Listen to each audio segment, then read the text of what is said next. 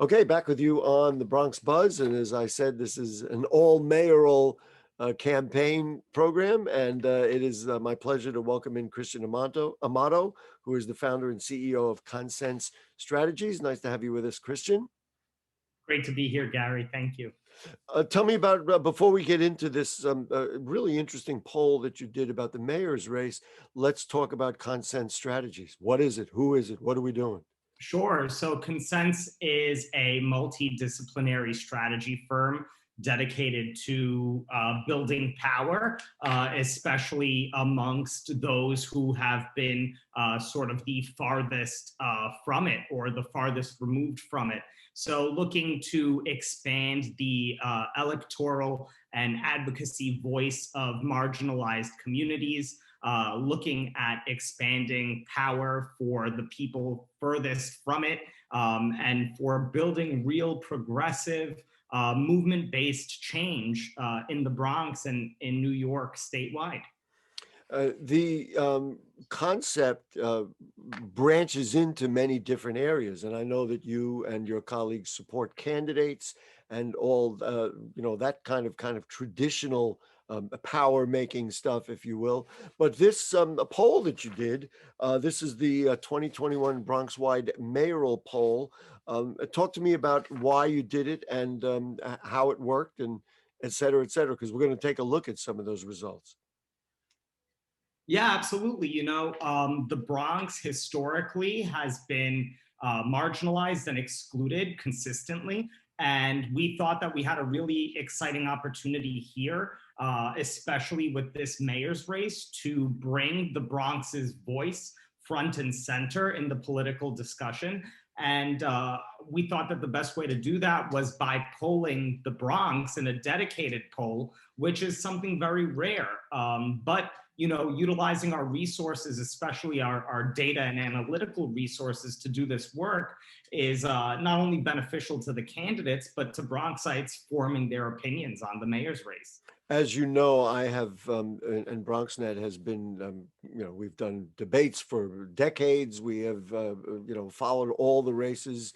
And one of the things that I have noted over that period of time, covering local politics almost exclusively, is that there's never a poll, and there's never a reliable poll. And the only polls that are ever done are by individual candidates who have an axe to grind, or, and when I see them, I say, well, I don't trust that.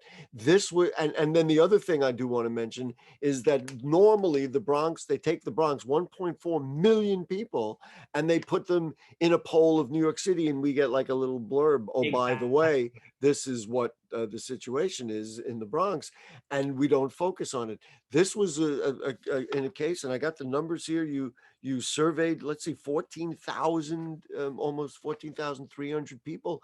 That means that it's a legitimate poll. That, in other words, much like Harris or any of the other polls, you can say this is, something that pundits can take a look at.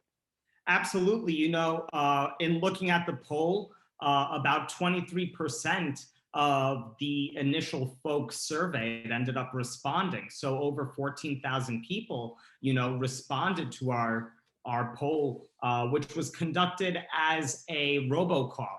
And this robocall went across the Bronx, and you'll see on our website, we've compiled all the data and visualized it, including across some maps that showcase where the Bronx has articulated what particular candidates support. And it's really interesting to review the data and see which candidates are developing a strong foothold and where in the region they're doing so.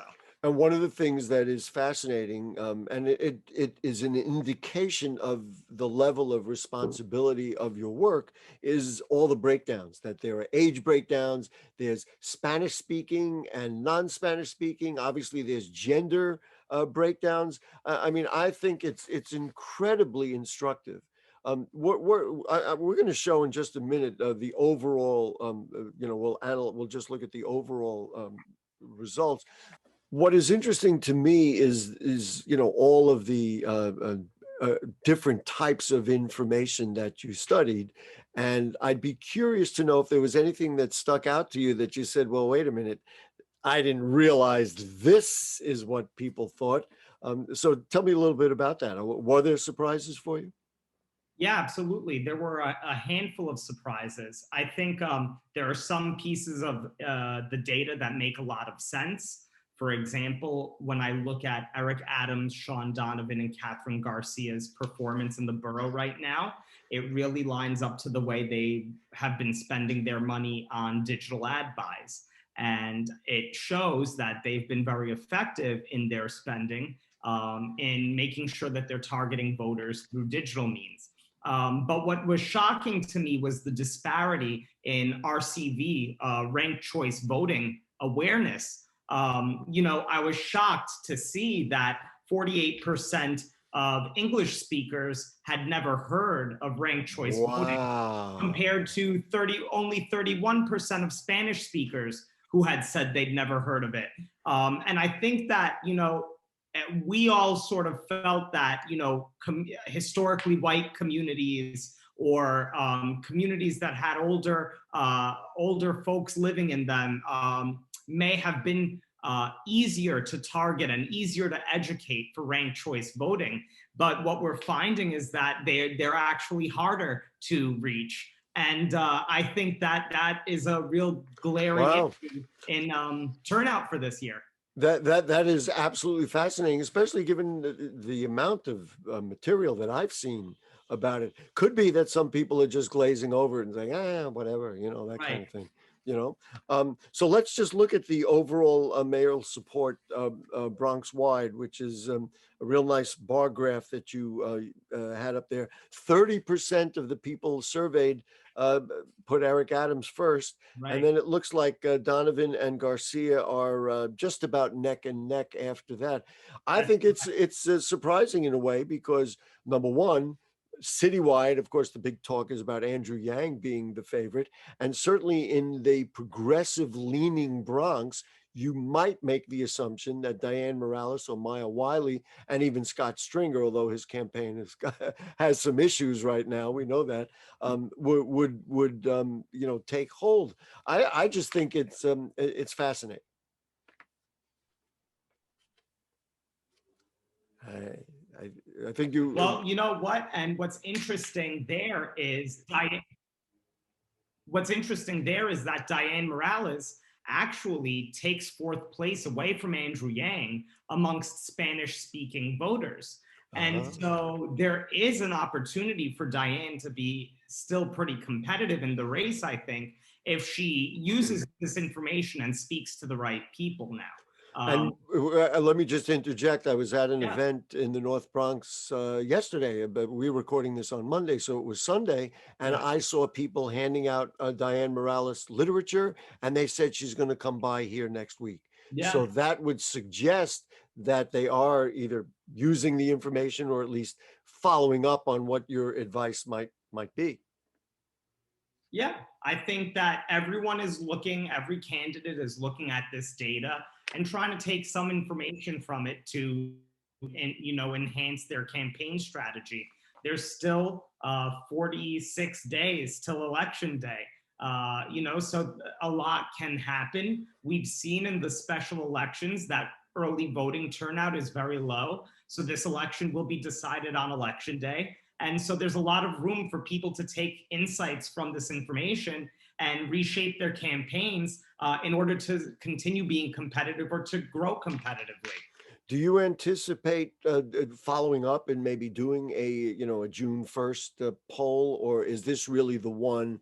And I mean, I understand the resources and everything else it takes to do something like this. Like what's your plan now that you've done it? What's the plan moving forward? Absolutely. So next week we'll launch a borough-wide poll to find out more information about where voters are on the borough president's race, and Oh, compile and analyze that data, and I'll be sure to make sure that you get it as well. oh, definitely. Um, and then perhaps after that, yeah, we'll do one more mayoral poll. Maybe it depends. We'll see how the borough president's race goes, and from there we'll see if we want to, learn more about what decisions the electorate is making in the Bronx. One of the things, as you know, Christian, that I really take very seriously is viewing the Bronx as a whole entity and not saying that we're part of something else, largely because we got 1.4 million people. It's what, the eighth largest city in the nation. And Mhm. if we were our own city, we'd have all this stuff going on. So I think what you're doing, and certainly it helps me as a tool for somebody who works in this. I think what you're doing is fantastic. Do you anticipate, now that you've seen how it plays out, that this is working and you would expand it and maybe do city council races or, even more in the Bronx in the future? Yeah, absolutely. First I want to say I really appreciate, your kind words. But I think we'll definitely start to expand this and apply it, to other races. We've got tons of elections happening. I think the greatest thing to see was, how invested Bronxites are in COVID recovery based on their responses to their top issues through this poll. We're learning a lot about the Bronx, and I think we have this really great opportunity now that, there are Bronxites who are passionate about this work, to continue mining for this information and providing more context for our borough. We were overlooked in the pandemic, but if we as Bronxites can be competitive and find this information and provide it, that'll get us more attention. Great. Listen, we got to run. Christian Amato, Consense Strategies. Go look it up. You'll be able to see. We're going to put the URL on the screen so people can see the poll and stay with it, because I think you're onto something here that really, if we're talking about voter literacy and everything else, it really helps. Listen, we really got to go. Christian Amato, thank you so much, Thanks. and we also thank Alyssa from the city for joining us in the first part of our show. And we got a lot going on. It's the Bronx, of course. We'll see you next week. Good night.